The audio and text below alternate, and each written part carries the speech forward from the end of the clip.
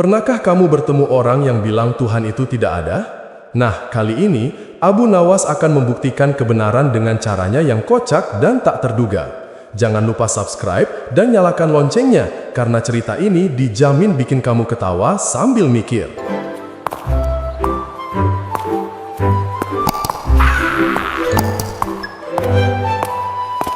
Di suatu pagi yang cerah di Baghdad, ketika matahari baru saja muncul dari balik menara masjid dan burung-burung masih sibuk mencari rezeki, Abu Nawas tampak duduk santai di bawah pohon kurma dekat pasar. Ia menyesap teh hangatnya dengan damai sambil menatap orang-orang berlalu lalang. Pedagang kurma yang berteriak menawarkan dagangan, anak kecil yang berebut kue, dan ibu-ibu yang sibuk menawar harga bawang. Semua tampak sibuk dengan urusannya masing-masing. Ah, indahnya pagi ini, gumam Abu Nawas sambil menguap kecil. Kalau hidup sesederhana teh hangat dan sinar matahari, mungkin semua orang akan berhenti bertengkar. Belum sempat ia menyesap teh untuk ketiga kalinya, suasana pasar tiba-tiba berubah. Terdengar suara lantang memecah keramaian. "Wahai penduduk Baghdad, siapa di antara kalian yang paling pandai? Aku datang membawa pertanyaan yang belum pernah dijawab manusia." Orang-orang langsung menoleh. Seorang pria tinggi besar muncul di tengah kerumunan. Pakaiannya mahal, jubahnya panjang, dan sorot matanya penuh kesombongan. Di tangannya sebuah tongkat perak berkilau. Tanda bahwa ia bukan orang sembarangan. "Siapa dia?" bisik seorang pedagang. "Katanya ilmuwan dari Persia," jawab yang lain. "Wah, pasti orang kaya. Lihat cincin di jarinya, kilaunya sampai silau mataku." Pria itu menatap sekeliling lalu berteriak lagi. "Aku dengar di kota ini ada seseorang bernama Abu Nawas. Katanya dia bijak, pintar, dan suka menjawab pertanyaan aneh. Di mana dia sekarang?" Abu Nawas tersenyum kecil. Ia tahu kalau sudah ada orang berteriak namanya di pasar, itu pertanda dua hal. Entah rezeki datang atau masalah besar menanti. "Ya sudah," katanya dalam hati. "Kalau masalah minimal bisa jadi hiburan pagi."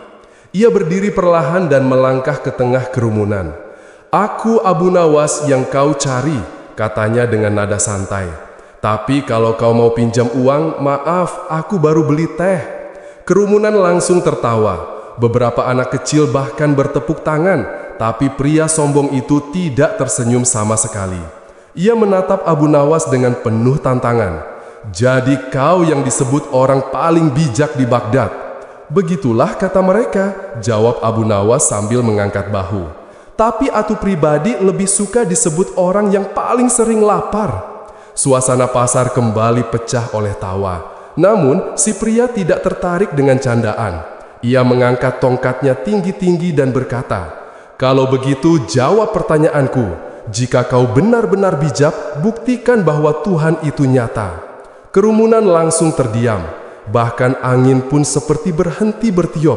Semua mata kini tertuju pada Abu Nawas. "Buktikan Tuhan itu nyata," ulang Abu Nawas perlahan, seolah memastikan ia tidak salah dengar. "Pertanyaanmu besar sekali, Tuan." "Biasanya orang ke pasar beli kurma bukan beli kebingungan." Pria itu tidak gentar. Ia mengeluarkan sekantong kecil dari sakunya, menggoyangkannya hingga terdengar bunyi koin emas beradu. "Jika kau bisa membuktikan bahwa Tuhan itu nyata, kantong emas ini jadi milikmu.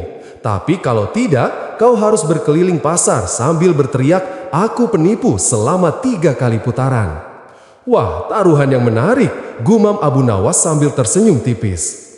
"Tapi aku harap aku tak perlu berlari di bawah matahari karena bajuku belum kering dari cuci kemarin." Orang-orang di pasar mulai berbisik-bisik. "Wah, berani sekali orang itu menantang Abu Nawas." "Iya, tapi pertanyaannya susah juga. Mana bisa buktikan Tuhan begitu saja?" "Abu Nawas pasti punya akal. Kita lihat saja nanti." Pria itu menatap tajam. "Bagaimana Abu Nawas? Kau berani menerima tantanganku?" Abu Nawas meneguk sisa tehnya sampai habis, lalu berdiri tegak. "Tentu aku berani, tapi boleh aku tanya satu hal?" "Apa itu?" jawab si pria dengan nada curiga. "Kalau aku berhasil, kau akan menyerahkan emas itu dengan jujur." "Tentu saja." "Dan kalau aku kalah, aku harus keliling pasar sambil teriak, 'Aku penipu' 3 kali." "Benar." Abu Nawas mengangguk pelan. Baiklah, tapi sebelum aku menjawab, aku ingin tahu apakah pertanyaanmu ini untuk mencari kebenaran atau sekedar mencari kesenangan. Pria itu terdiam sejenak, lalu menjawab dengan nada angkuh. Untuk membuktikan bahwa semua orang bodoh percaya pada hal yang tidak ada. Kerumunan langsung bersorak. Ada yang tertawa, ada yang terkejut. Tapi Abu Nawas hanya tersenyum kecil. Ia tahu di balik kesombongan itu ada kebutaan yang jauh lebih dalam. Kalau begitu, katanya tenang, aku akan menjawab bukan dengan marah, tapi dengan tawa. Karena terkadang logika yang sombong hanya bisa dikalahkan oleh akal yang jenaka. Orang-orang bersorak kagum. Sementara si pria Persia menatap Abu Nawas dengan tatapan tajam, antara penasaran dan tersinggung. Dan disitulah pertarungan paling lucu namun paling serius antara iman dan kesombongan akan dimulai. Abu Nawas merapikan sorbannya, tersenyum dan berkata pelan, "Baik Tuan, aku terima tantanganmu. Tapi untuk membuktikan Tuhan itu nyata, aku butuh satu hal darimu." Kerumunan menahan napas menunggu kalimat berikutnya keluar dari mulut Abu Nawas. Sambil menatap langsung ke mata pria itu, Abu Nawas berkata dengan nada santai tapi misterius, "Pinjamkan matamu." Dan seluruh pasar pun meledak dalam tawa bingung. Kerumunan di pasar Baghdad semakin riuh. Semua orang penasaran dengan kata-kata Abu Nawas yang aneh dan lucu. "Pinjamkan matamu." Sebagian tertawa terbahak-bahak, sebagian lagi mengeringit, tak paham arah pembicaraan itu. Tapi yang paling bingung tentu saja pria sombong dari Persia itu. "Pinjamkan mataku," ulangnya dengan nada heran. "Apa maksudmu, wahai Abu Nawas? Mana bisa manusia meminjam mata?" Abu Nawas menatapnya santai sambil memainkan cangkir teh yang sudah dingin. "Tentu saja bisa. Asal kau mau percaya padaku, aku hanya ingin tahu bagaimana rasanya melihat dunia dari cara berpikir orang sepertimu." Kerumunan tertawa lagi. Seorang pedagang roti berteriak, "Hati-hati Tuan, kalau Abu Nawas pinjam matamu, nanti bisa-bisa matamu ikut jadi lucu." Semua orang langsung terbahak. Sementara si pria Persia semakin kesal. "Sudahlah, berhenti bercanda," katanya dengan nada tinggi. "Aku datang bukan untuk permainan bodoh ini. Aku ingin jawaban yang masuk akal." Abu Nawas menatapnya dengan pandangan penuh arti. "Justru disitulah masalahnya Tuan. Kadang akal yang terlalu ingin menang sendiri malah kehilangan arah untuk memahami kebenaran." Pria itu mendengus. "Kau bicara seperti penyair yang mabuk kebijaksanaan." Abu Nawas menanggapi dengan tertawa ringan. "Ah, aku belum mabuk, baru mulai hangat saja. Tapi jika kau sabar sedikit, mungkin jawabanmu akan datang dari arah yang tak kau sangka." Orang-orang mulai berbisik-bisik lagi. "Seperti biasa, Abu Nawas sedang menyiapkan jebakan logika," ujar salah satu penjual buah. "Kalau sudah begitu, bersiaplah. Orang sombong itu pasti dipermainkan." Abu Nawas menatap pria itu dari ujung kaki sampai kepala. Lalu ia bertanya lembut, "Tuan, boleh aku tahu siapa namamu?" "Namaku Kasim dari Persia. Aku datang dari jauh untuk mencari ilmu." Abu Nawas mengangguk pelan. "Mencari ilmu itu baik, tapi kau datang dengan niat yang salah. Kau tidak mencari ilmu, tapi mencari orang yang bisa kau kalahkan. Sayangnya, kalau kau mencari kebanggaan, maka kebodohanlah yang akan menemani pulang." Warga Ar bertepuk tangan. Kasim tersentak, wajahnya memerah, tapi ia menahan diri agar tidak kehilangan harga diri. "Cukup bicara mutiara, katakan saja jawabanmu." Abu Nawas berdiri menatap langit sebentar, lalu menunduk kembali kepada Kasim. "Baiklah Kasim, pertanyaanmu besar. Buktikan bahwa Tuhan itu nyata, aku akan menjawabnya dengan cara yang sederhana." "Dan apa caramu itu?" Abu Nawas menatap tajam. "Pertama-tama, aku ingin memastikan satu hal. Kau percaya bahwa kau punya akal, bukan?" "Tentu saja. Apakah kau bisa melihat akalmu?" Kasim mengernyit. "Tentu tidak. Tapi kau yakin akalmu ada?" "Jelas. Kalau tidak, aku tak akan bisa berpikir." Abu Nawas tersenyum. "Nah, begitu juga dengan Tuhan. Kau tak melihatnya, tapi seluruh hidupmu adalah bukti keberadaannya. Tanpanya, kau bahkan tak bisa berpikir tentangnya." Kerumunan bersorak, "Benar, benar juga." Namun, Kasim belum mau kalah. Ia menggeleng keras. "Itu hanyalah permainan kata. Aku ingin bukti nyata, bukan perbandingan." Abu Nawas tersenyum lebih lebar, seolah sudah menunggu kalimat itu. Bukti nyata. Ya baiklah, kau akan mendapatkannya. Tapi jangan menyesal jika nanti kau harus memegang wajahmu sambil berkata, Astaghfirullah. Kasim melipat tangannya di dada, mencoba tampak gagah. Aku tidak takut, tunjukkan bukti nyatamu itu. Abu Nawas berjalan ke arah tumpukan pasir di pinggir jalan. Ia menggenggam segenggam kecil butiran halus, lalu kembali berdiri di hadapan Kasim. Lihat pasir ini, kecil, lembut, dan hampir tak terlihat jika kau tidak memperhatikannya. Tapi, apakah kau yakin pasir ini ada? Tentu saja aku yakin, aku bisa melihatnya. Bagus, kata Abu Nawas sambil menimbang-nimbang pasir itu di tangannya. Sekarang, jika aku lemparkan pasir ini ke udara, kau tak akan bisa melihat setiap butirnya. Tapi kau akan tahu akibatnya. Sama seperti sesuatu yang tak terlihat tapi bisa kau rasakan. Kasim memicingkan mata. Apa maksudmu dengan semua ini? Abu Nawas tidak menjawab. Ia hanya tersenyum dan menepuk-nepuk pasir di tangannya. Sabar, sabar Tuan Kasim. Segalanya butuh waktu. Bahkan kebodohan pun perlu momen untuk tercerahkan. Orang-orang di pasar tertawa terbahak-bahak. Beberapa anak kecil berlari mendekat ingin melihat apa yang akan dilakukan Abu Nawas. Sementara Kasim mulai gelisah. Cepatlah, aku tidak punya waktu untuk permainan ini. Abu Nawas menatapnya dalam-dalam lalu berkata, baiklah, kalau begitu, bersiaplah untuk melihat kebenaran dengan cara yang sedikit berdebu. Kasim tidak mengerti maksudnya, tapi ia berdiri tegak menatap Abu Nawas dengan tatapan menantang. Abu Nawas hanya tersenyum penuh arti. Kadang katanya pelan, mata manusia terlalu sibuk mencari Tuhan di langit, padahal buktinya sudah menampar dari bumi. Orang-orang tertawa lagi, tapi belum tahu apa yang akan terjadi. Abu Nawas menunduk, menggenggam pasir lebih erat, lalu mengangkat tangannya perlahan ke udara, seolah sedang berdoa. Wahai Kasim, katanya dengan suara tenang namun tegas, kau ingin bukti nyata bukan? Maka bersiaplah, karena setelah ini, kau akan benar-benar merasakannya. Dan dengan senyum misterius di wajahnya, Abu Nawas melangkah setengah maju. Pasir di tangannya masih tergenggam erat, siap untuk mengubah si sombong menjadi bahan tawa seluruh pasar Baghdad. Suasana pasar Baghdad mendadak menjadi tegang namun lucu. Semua orang sudah tahu, jika Abu Nawas mulai bicara dengan nada pelan tapi penuh keyakinan, maka sesuatu yang kocak sekaligus cerdas akan segera terjadi. Anak-anak duduk di tanah sambil mengunyah kurma. Pedagang menutup kios mereka sebentar agar tidak ketinggalan pertunjukan gratis di kota itu. Abu Nawas versus orang sombong. Abu Nawas berdiri berhadapan dengan Kasim, si pria Persia yang masih menatapnya dengan wajah penuh rasa ingin tahu bercampur kesal. Di tangan Abu Nawas masih ada segenggam pasir.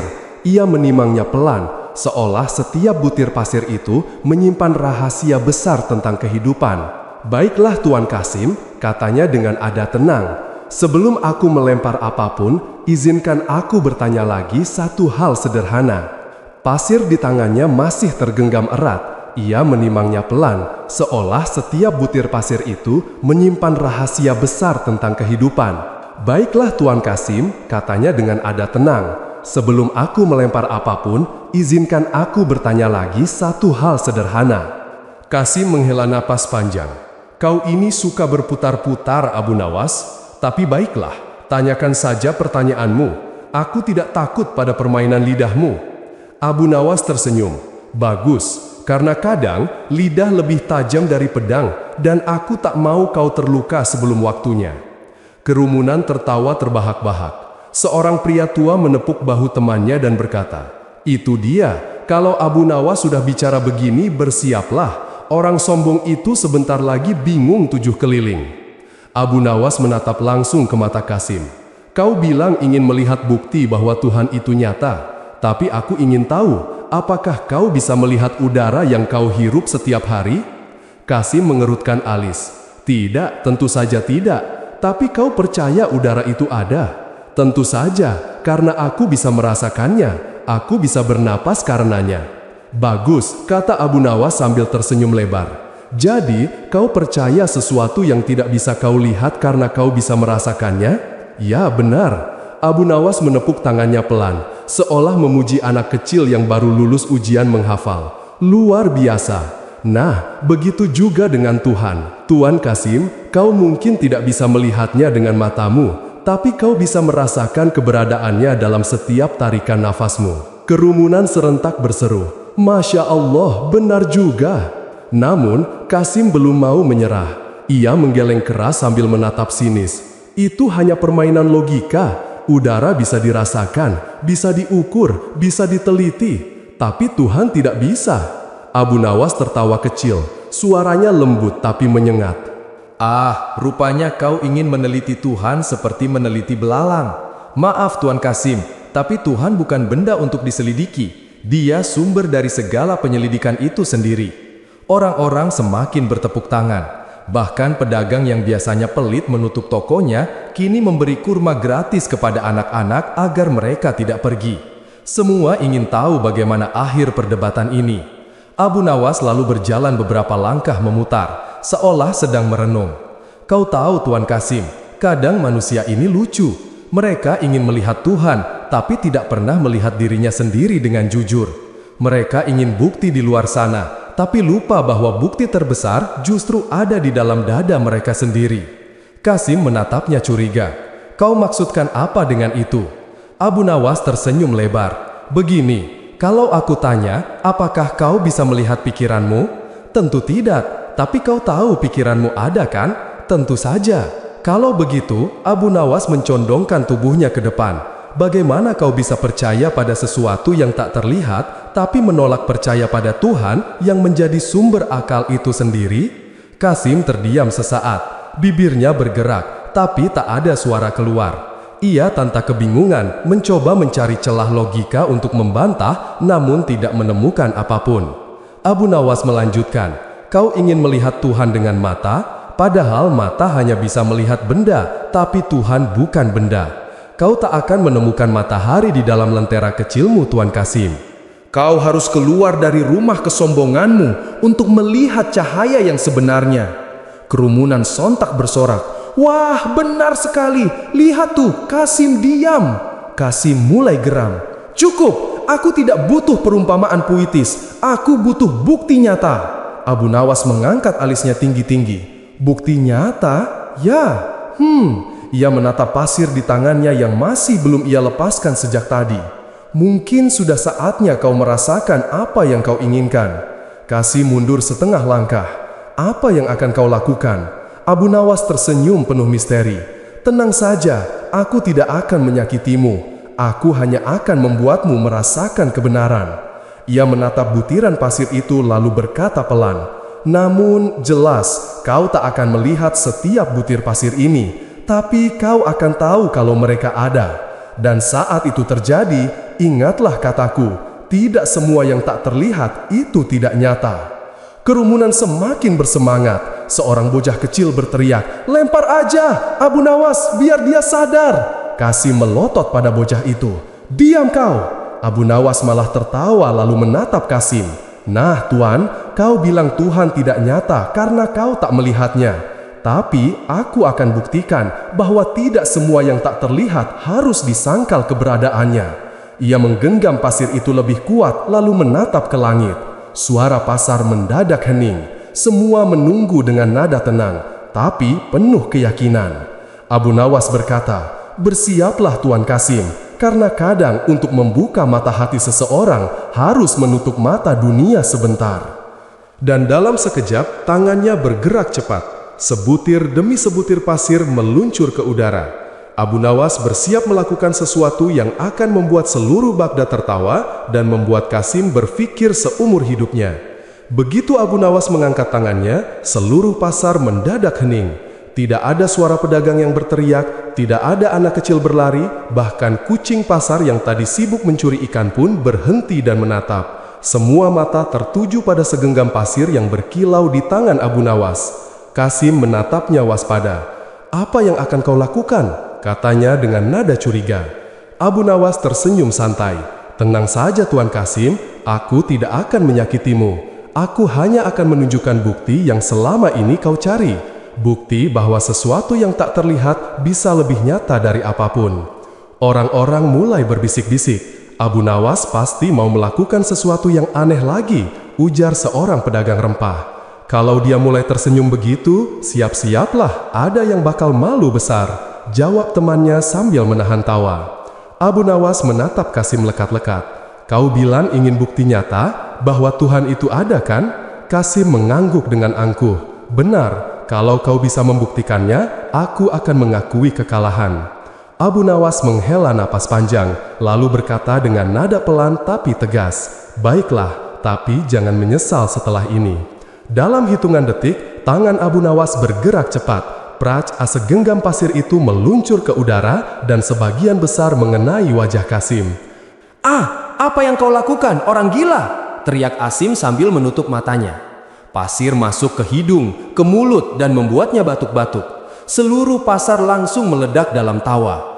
Anak-anak berlari-lari sambil meniru gaya Abu Nawas melempar pasir. Sementara para pedagang hampir jatuh dari kursinya karena tertawa terbahak-bahak. Abu Nawas tetap berdiri tenang. Ia menatap Kasim yang sibuk membersihkan wajahnya dengan sorban mahalnya. Lalu berkata dengan nada lembut tapi menusuk, "Nah, Tuan Kasim, apakah kau bisa melihat setiap butir pasir yang menampar wajahmu tadi?" Kasim menatapnya kesal. "Tentu saja tidak, tapi aku bisa merasakannya, bahkan sampai mataku perih." Abu Nawas tersenyum lebar. "Itulah jawabannya, Tuan. Kau tidak bisa melihat setiap butir pasir itu, tapi kau bisa merasakan akibatnya. Sama seperti Tuhan, kau tak bisa melihatnya, tapi kau bisa merasakan kehadirannya di setiap hembusan napasmu, di setiap denyut nadi, dan di setiap hidup yang masih kau miliki sampai hari ini." Kerumunan bersorak, "Masya Allah, Abu Nawas memang luar biasa." Kasim masih memegangi batanya. "Tapi itu bukan bukti, itu hanya pasir," katanya dengan suara serak.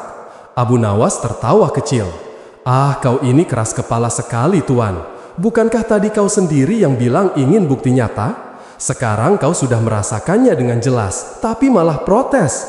Jangan-jangan kalau Tuhan benar-benar menampakkan diri, kau akan bilang itu cuma ilusi." Semua orang tertawa makin keras. Bahkan seorang penjaga pasar yang biasanya galak sampai berjongkok sambil menepuk tanah, menahan perut karena tidak kuat menahan tawa. Abu Nawas melangkah pelan mendekati Kasim. "Dengarkan aku baik-baik," katanya dengan suara rendah.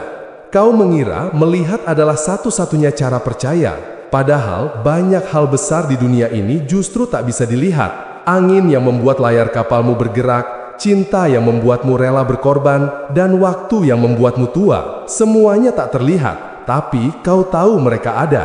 Maka kenapa kau ragu bahwa Tuhan pun demikian?" Kasim terdiam, nafasnya berat, matanya masih berair. Entah karena pasir atau karena mulai tersentuh oleh kata-kata Abu Nawas. Tapi Abu Nawas belum selesai. Ia menepuk bahu Kasim dengan lembut dan berkata, "Tuan Kasim, kalau kau mau bukti, lihatlah ke dalam hatimu sendiri. Saat kau takut, siapa yang pertama kali kau panggil? Saat kau berharap, kepada siapa kau berdoa diam-diam? Itu bukan kebetulan, itu naluri jiwa yang tahu siapa penciptanya." Kerumunan tiba-tiba hening. Kata-kata Abu Nawas kali ini tidak lagi lucu, tapi dalam. Bahkan para pedagang yang tadi tertawa, kini menunduk. Hanya suara angin yang terdengar membawa butir pasir kecil yang masih berterbangan di udara. Kasim memejamkan mata beberapa detik. Ia membuka mulut tapi tidak tahu harus berkata apa. Abu Nawas hanya tersenyum lalu berkata pelan, "Kadang Tuhan menegur manusia dengan cara lembut. Tapi kalau manusia keras kepala, mungkin dia kirim sedikit pasir supaya mata yang tertutup bisa terbuka." Kerumunan kembali tertawa. Kali ini sambil bertepuk tangan panjang, Kasim akhirnya tersenyum pahit. "Kau memang licik, Abu Nawas. Licik tapi bijak. Aku tidak tahu harus marah atau kagum." Abu Nawas tertawa lepas. "Kalau begitu, kagum saja. Marah itu membuat wajahmu tambah jelek." Semua orang langsung pecah dalam tawa lagi. Kasim hanya bisa geleng-geleng kepala. Setengah kesal, setengah kagum. Abu Nawas pun melangkah mundur, kembali duduk di tempatnya semula sambil berkata, "Lihat Tuan Kasim, bukti itu tidak harus besar. Kadang cukup segenggam pasir untuk menyadarkan hati yang tertutup debu kesombongan." Dan Kasim hanya bisa diam menatap pasir yang kini berserakan di tanah. seolah setiap butirnya berbicara. Yang tak terlihat bukan berarti tak ada. Setelah insiden segenggam pasir itu, suasana pasar Baghdad berubah. Orang-orang tak berhenti membicarakan Abu Nawas dan si ilmuwan sombong yang akhirnya bungkam. Di mana-mana terdengar tawa dan decak kagum. Wah, Abu Nawas memang ajaib, seru seorang pedagang. Dia tak perlu kitab tebal, cukup pasir segenggam sudah bikin ilmuwan itu pusing 7 keliling tambah yang lain. Namun bagi Abu Nawas, perdebatan belum selesai.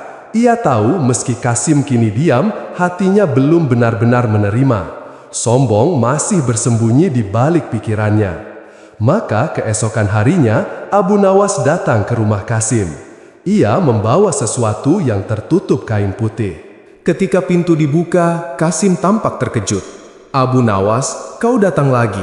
Aku pikir kau sudah puas mempermalukanku di pasar." Abu Nawas tersenyum. "Oh, aku tak datang untuk mempermalukanmu, Tuan Qasim. Aku datang untuk memberimu pelajaran terakhir, pelajaran dari cermin." "Cermin?"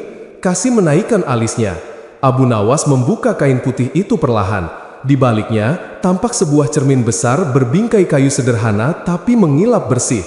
Ia menaruhnya di depan Qasim dan berkata, "Kau lihat cermin ini? Setiap orang yang menatapnya akan melihat kebenaran tentang dirinya." Qasim mendengus. Kebenaran apa yang bisa diberikan benda mati seperti ini? Abu Nawas tersenyum nakal. "Kau akan tahu sebentar lagi. Cobalah berdiri di depan cermin dan katakan siapa dirimu sebenarnya." Dengan nada setengah malas, Qasim berdiri. Ia menatap bayangannya di cermin. "Aku, Qasim, ilmuwan terhebat dari Persia. Aku menaklukkan logika, memahami bintang, dan menjawab semua rahasia alam." Abu Nawas mengangguk. "Bagus, sekarang lihat lebih dalam." Qasim mendekat. Ia menatap matanya sendiri. Dalam pantulan itu, tiba-tiba wajahnya tampak berbeda, seolah ada kesedihan yang selama ini ia sembunyikan. Abu Nawas berkata pelan, "Kau bilang memahami rahasia alam, tapi apakah kau mengerti rahasia hatimu sendiri?" Qasim menelan ludah. "Apa maksudnya? Sejak kecil?" Lanjut Abu Nawas, "Kau mencari jawaban tentang dunia, tapi kau tak pernah mencari jawaban tentang dirimu. Kau belajar bintang, tapi melupakan cahaya hatimu. Kau ingin bukti Tuhan, padahal bukti itu sudah terpampang jelas di wajahmu sendiri, di nafasmu, di jantungmu yang berdetak tanpa kau perintah."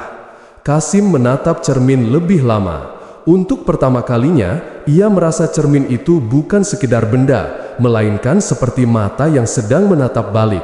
"Coba kau pikirkan," kata Abu Nawas lembut. "Siapa yang membuat wajahmu berbeda dari orang lain? Siapa yang memberi pikiran dan perasaan padamu? Kau bilang semuanya bisa dijelaskan dengan ilmu. Tapi apakah ilmu bisa menciptakan nurani? Apakah rumus bisa menjelaskan air mata?" Qasim terdiam lama, matanya mulai berkaca-kaca. Abu Nawas melanjutkan, "Ketika kau tertawa, ada sesuatu yang membuatmu bahagia. Ketika kau bersedih, ada sesuatu yang membuatmu sadar akan kehilangan. Itulah tanda bahwa kau hidup, dan kehidupan adalah ciptaan, bukan kebetulan." Qasim perlahan menurunkan pandangannya. "Jadi, semua ini adalah bukti Tuhan." Abu Nawas tersenyum. "Lebih dari bukti, ini adalah panggilan. Tuhan tidak perlu muncul di langit untuk membuktikan diri. Ia cukup menanamkan kesadaran di dalam hati setiap manusia, dan siapapun yang jujur dengan dirinya akan menemukannya." Beberapa detik keheningan melingkupi ruangan. Hanya suara angin yang melewati jendela kayu. Qasim menatap lagi ke cermin. Kali ini dengan mata yang berbeda. Ia melihat wajah yang sama, tapi hatinya tak lagi sama. "Lucu," katanya perlahan. "Selama ini aku mencari Tuhan di luar diriku, di bintang, di kitab, di logika. Tapi ternyata ia bersembunyi di tempat paling dekat, di dalam hatiku sendiri." Abu Nawas menepuk bahunya lembut. "Akhirnya kau menemukannya, Tuan Qasim. Kau tak perlu bukti di langit, cukup satu keyakinan di hati." Tiba-tiba Qasim tertawa kecil. "Abu Nawas, kau bukan hanya pelawak, kau guru yang menyamar dalam tawa." Abu Nawas terkekeh. "Jangan bilang begitu, nanti orang berhenti tertawa kalau aku lewat." Mereka berdua pun tertawa bersama. Namun, tawa itu bukan lagi tawa ejekan, melainkan tawa dua manusia yang sama-sama sadar bahwa pengetahuan tanpa iman hanyalah debu dan iman tanpa pengetahuan hanyalah angan. Sebelum pergi, Abu Nawas berpesan, "Jagalah cermin ini Tuan Kasim, tapi bukan untuk melihat wajahmu setiap pagi. Gunakan untuk melihat hatimu setiap malam." Kasih mengangguk dengan mata berkaca. "Aku akan mengingatnya." Abu Nawas melangkah keluar. Saat ia menatap langit Baghdad yang mulai memerah di senja hari, ia tersenyum kecil dan berbisik, "Kadang, Tuhan tidak perlu turun ke bumi untuk dilihat manusia. Ia hanya perlu membuat satu hati tersenyum agar dunia tahu ia benar-benar nyata." Kabar tentang Abu Nawas dan Kasim tersebar ke seluruh Baghdad secepat angin gurun membawa debu. Orang-orang menceritakan kisah itu di setiap sudut kota, dari pasar, masjid, sampai istana.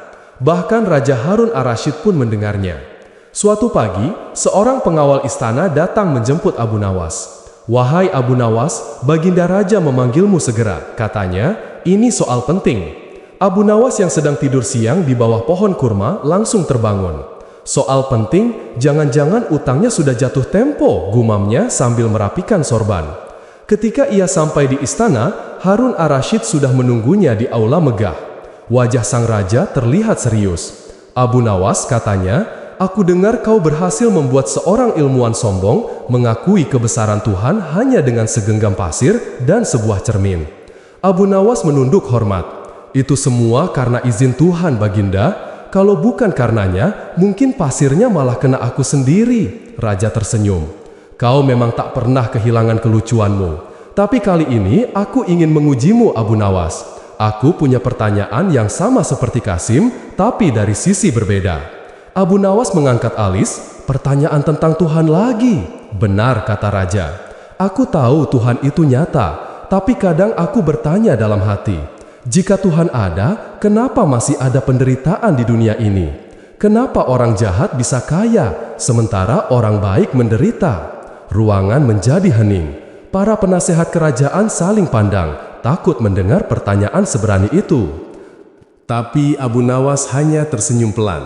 "Baginda," katanya lembut, "izinkan aku menjawab dengan cara yang sederhana seperti biasanya." Raja mengangguk. "Silakan."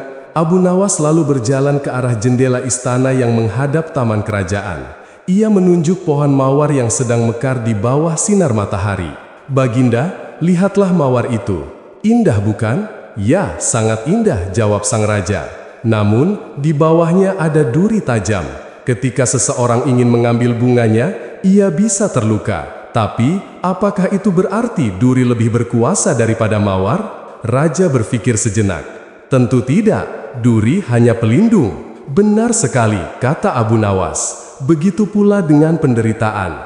Ia seperti duri dalam kehidupan. Kadang melukai, tapi tujuannya melindungi agar manusia tidak sombong. Agar kita tahu indahnya nikmat ketika sudah merasakannya kembali."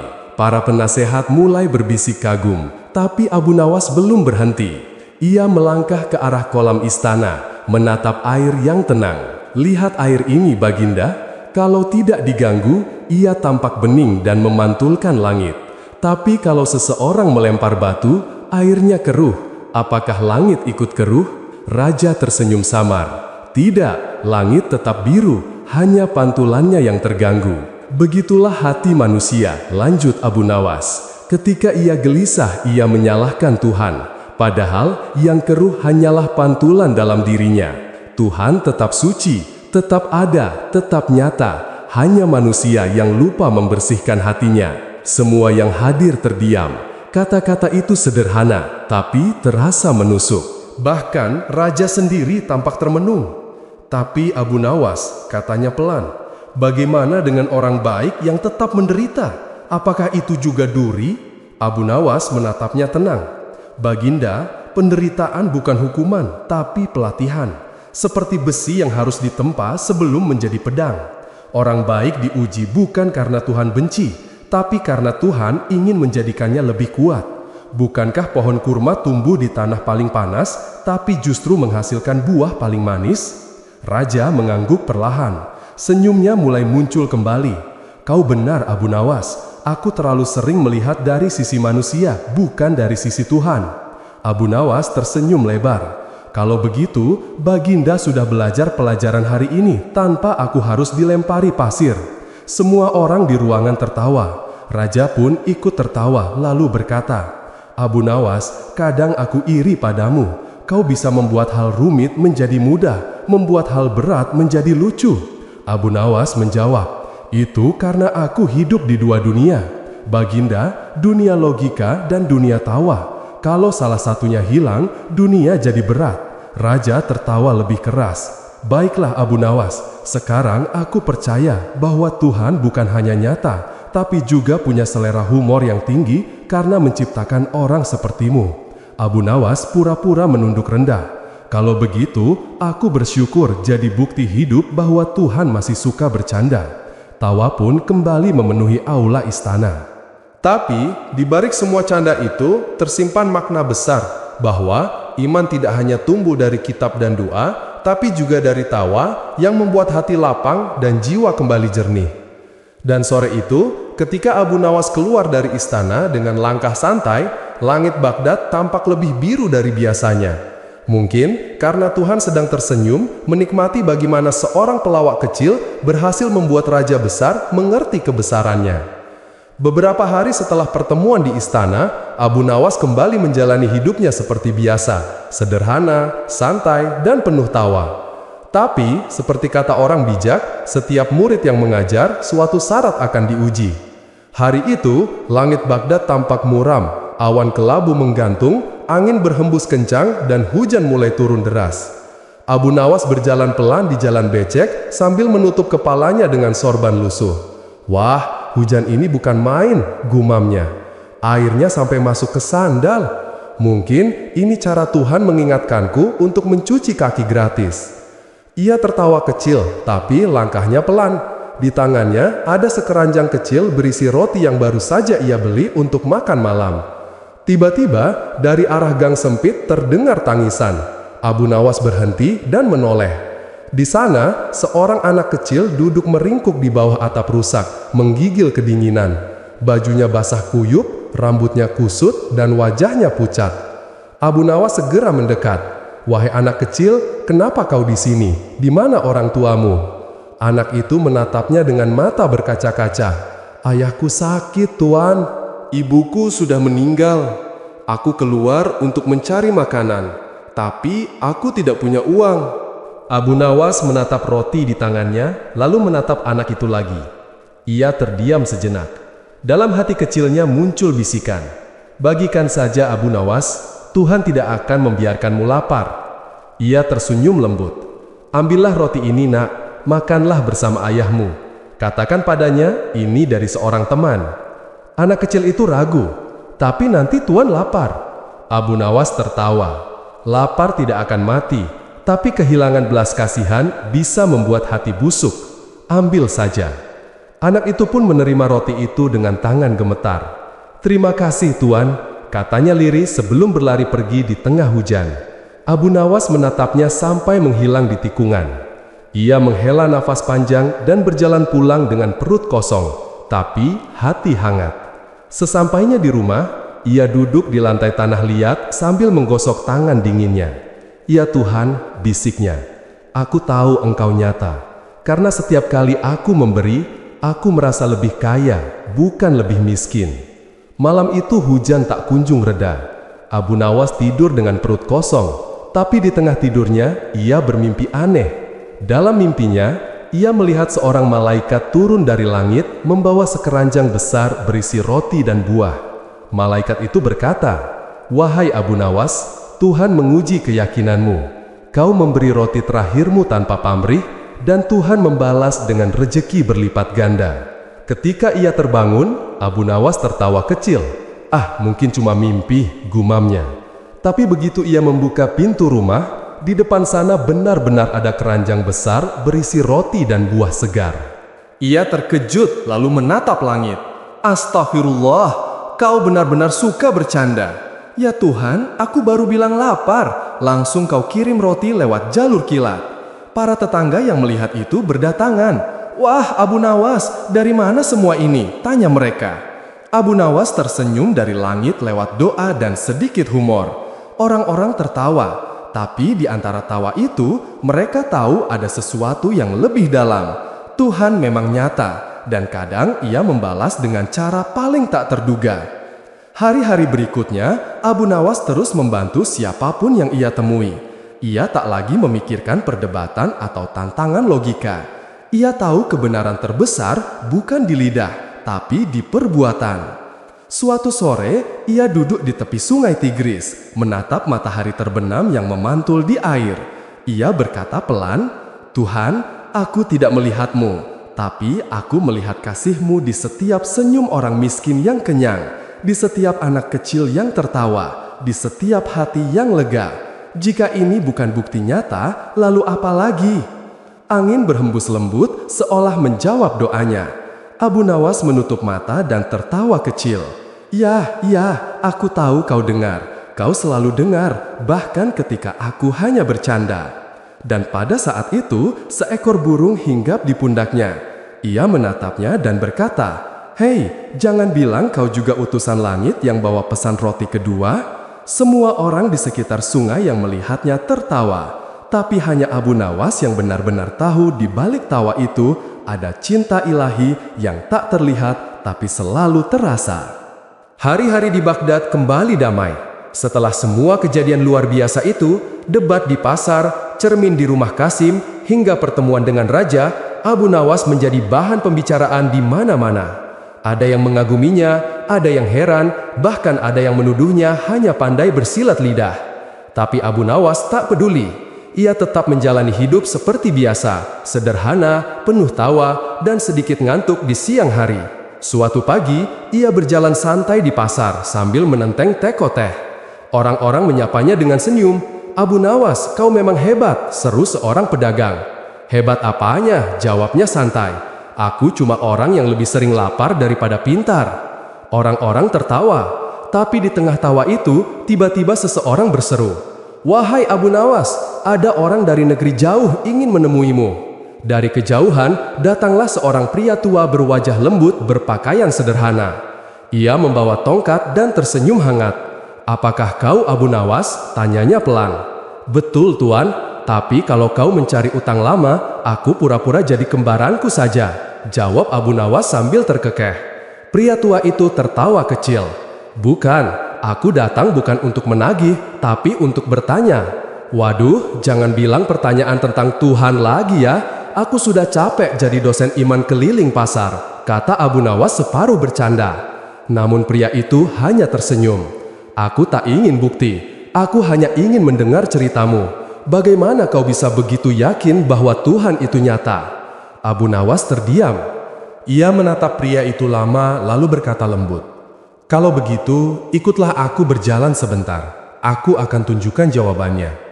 Tapi tanpa kata-kata, mereka berdua berjalan melewati pasar.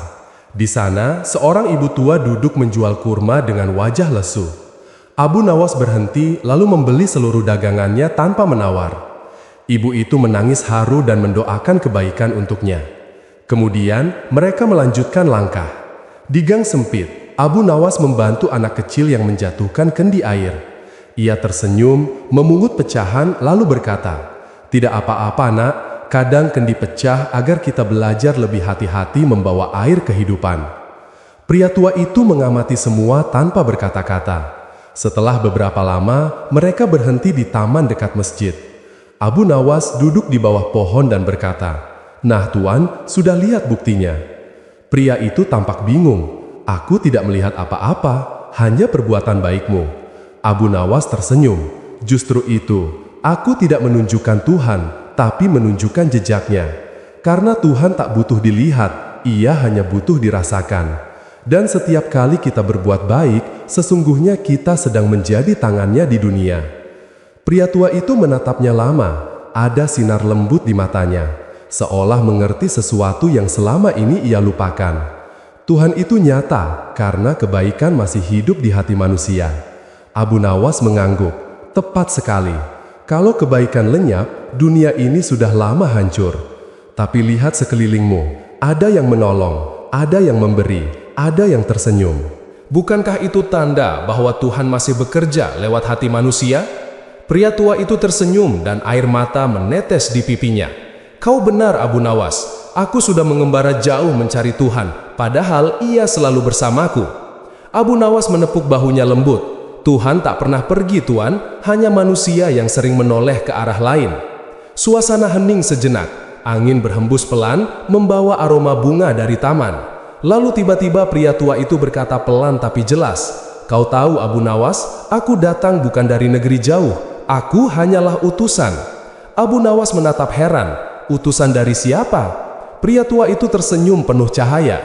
Dari Dia yang selalu kau bicarakan dengan tawa. Dan sebelum Abu Nawas sempat menjawab, pria itu perlahan menghilang seperti kabut yang disinari matahari pagi. Abu Nawas terdiam. Ia menatap langit yang biru bersih tanpa awan, lalu tertawa kecil sambil menepuk dahinya. Rupanya Tuhan benar-benar punya selera humor tinggi. Setelah semua debat dan cermin, sekarang Dia sendiri yang datang, cuma untuk memastikan aku tidak lupa tersenyum. Ia menatap ke atas, tersenyum lebar dan berkata, "Baiklah Tuhanku, aku sudah lihat tandamu, dan aku tahu kau nyata bukan karena keajaiban besar, tapi karena setiap hari kau hadir dalam hal-hal kecil yang membuatku tertawa." Orang-orang yang lewat melihat Abu Nawas tertawa sendiri di bawah pohon. Mereka menggeleng lalu berbisik, "Itu dia si Abu Nawas, gila sedikit, tapi hatinya penuh cahaya." Sementara Abu Nawas hanya tersenyum. Ia menatap langit sekali lagi lalu berucap pelan, "Tuhan itu nyata, karena aku masih bisa bersyukur." Dan di atas sana, mungkin benar Tuhan sedang tersenyum menikmati kelucuan ciptaannya yang satu ini. Pelawak yang membuat dunia tertawa sambil mengingat Sang Pencipta.